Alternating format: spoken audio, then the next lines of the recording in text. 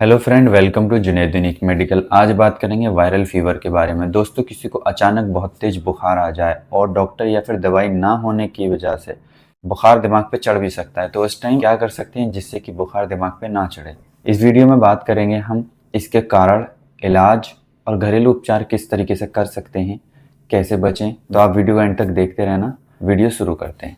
सबसे पहले समझते हैं कि वायरल फीवर होता क्या है। दोस्तों, ये शब्द एक आम शब्द है जो कि बुखार के लिए इस्तेमाल किया जाता है। बस यहाँ पे जब वायरस की वजह से बुखार होता है तो उसी को हम वायरल फीवर कहते हैं। जैसे बाहर से कोई वायरस बॉडी के अंदर एंटर हुआ, बॉडी का इम्यून सिस्टम ट्रिगर हो जाता है, यानी कि वो वायरस अंदर जाने की वजह से इम्यून सिस्टम छिड़ जाता है।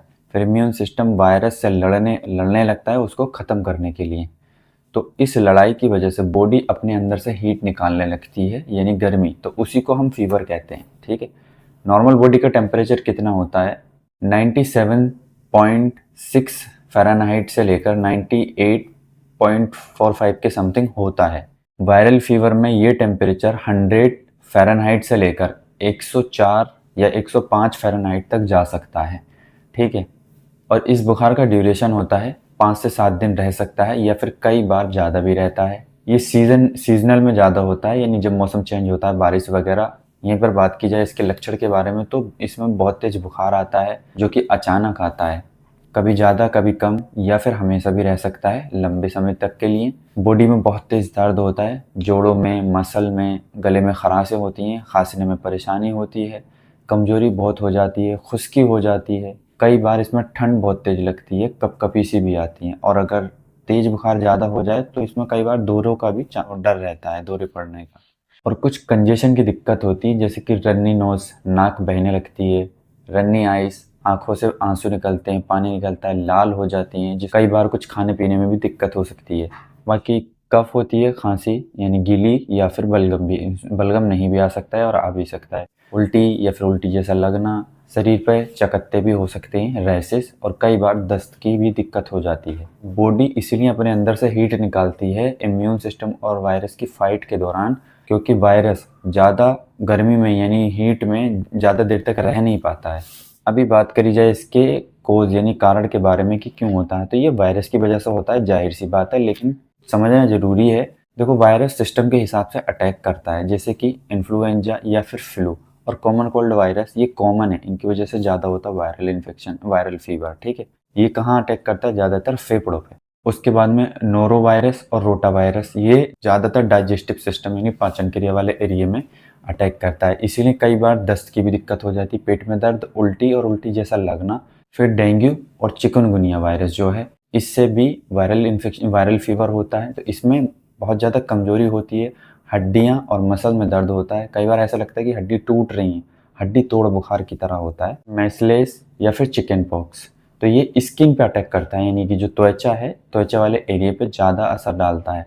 ये इसके कारण हैं। एक से दूसरे को फैल सकता है, लेकिन कुछ बेसिक चीज़ें भी हैं, जैसे कि बाइट, यानी कि अगर इन्फेक्टेड मच्छर है कोई, वो पहले किसी और पर बैठा, फिर उसने आके आपको काट लिया, तो ऐसे भी एक दूसरे को फैल जाता है टच करने से इन्फेक्टेड चीज़ों को।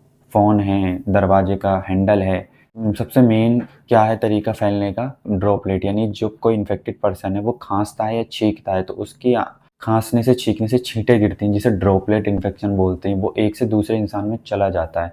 यहीं पर इसकी बात करें इलाज के बारे में, तो दोस्तों इसमें जाहिर सी बात है, मरीज को बुखार आता है यानी बॉडी गर्म होती है, तो उसके लिए एंटीपायरेटिक दवाइयाँ दी जाती हैं, जैसे कि पैरासीटामोल कॉमन है, सबको पता है, आपको भी पता है। पैरासीटामोल 500 mg सुबह शाम, या फिर कई बार 3 टाइम भी देते हैं। और उसके बाद में दर्द भी बहुत ज़्यादा होता है, तो इसलिए एनाल्जेसिक देते हैं, जैसे आइबुप्रोफेन 400 mg सुबह शाम, और डिक्लोफेनिक 25 यानी 25 से 50 mg सुबह शाम। उसके बाद में एसिक्लोफेनिक भी देते हैं। एसिक्लोफेनिक 50 से 100 mg सुबह शाम दे सकते हैं। और इसमें एंटी एलर्जिक दवाइयाँ भी दी जाती हैं, क्योंकि नाक बहती है, गले में खराश या खुजली जैसा एहसास होता है, आँख कई बार चकत्ते होते हैं, तो उसको भी कम करता है। उसके लिए सिट्रीजिन सबसे बेस्ट है, सबको पता है, वो चलती है दवाई। 5 mg एक टाइम देनी होती है शाम को सोते समय, क्योंकि उसको खाने के बाद थोड़ी नींद आती है। इसमें एंटीवायरल मेडिसिन भी चलती हैं, ओसेल्टामिविर 75 mg डेली 5 दिन के लिए कैप्सूल आता है। और इसके बाद में और भी दवाइयाँ हैं, लेकिन यहाँ पर ये याद रखना है, और जो एंटीवायरल मेडिसिन है हर केस में ज़रूरत नहीं होती है जब तक कि वायरस का पक्का पता ना चल जाए कौन सा है। उसके बाद में इसमें एंटीबायोटिक भी चलती हैं, जैसे कि सफिक्ज़िम या फिर सेफोड्रॉक्सील। सफिक्ज़िम 400 mg या 200 mg सुबह शाम दी जाती है, और जो सेफोड्रॉक्सील है 500 mg सुबह शाम।